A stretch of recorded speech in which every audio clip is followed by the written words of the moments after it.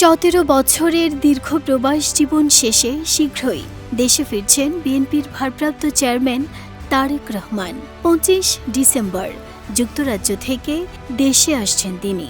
তারেক রহমানের প্রত্যাবর্তন উপলক্ষে সংবর্ধনা অনুষ্ঠান আয়োজনে ঢাকা বিভাগীয় কমিশনারের অনুমতিও পেয়েছে বিএনপি। 21 ডিসেম্বর বিষয়টি সংবাদ মাধ্যমগুলোকে নিশ্চিত করেছেন বিএনপির মিডিয়া সেলের সদস্য শাহরুল কবির খান। এলএমই সার্টিফাইড বিশ্বসেরা কপারে তৈরি ওয়ালটন কেবলস, যা আপনার স্থাপনাকে রাখবে সব সময় নিরাপদ। শাহরুল কবির খান বলেন, দলের ভারপ্রাপ্ত চেয়ারম্যান তারেক রহমানের ঐতিহাসিক স্বদেশ প্রত্যাবর্তন উপলক্ষে সংবর্ধনা অনুষ্ঠান আয়োজনের জন্য অনুমতি চেয়েছিল বিএনপি।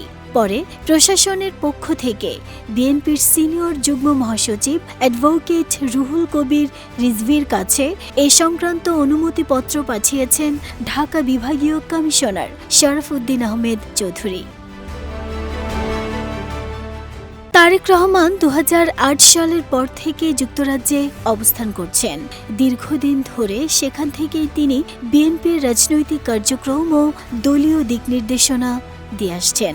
তার প্রত্যাবর্তনকে কেন্দ্র করে রাজনৈতিক অঙ্গনে সৃষ্টি হয়েছে ব্যাপক আলোচনা ও আগ্রহ। বিএনপি নেতাকর্মীদের মধ্যে দেখা গেছে আনন্দ ও উচ্ছ্বাস। সব মিলিয়ে 17 বছর পর তারেক রহমানের দেশে ফেরা বিএনপির জন্য আবেগের ও ভালোবাসার এক মুহূর্ত।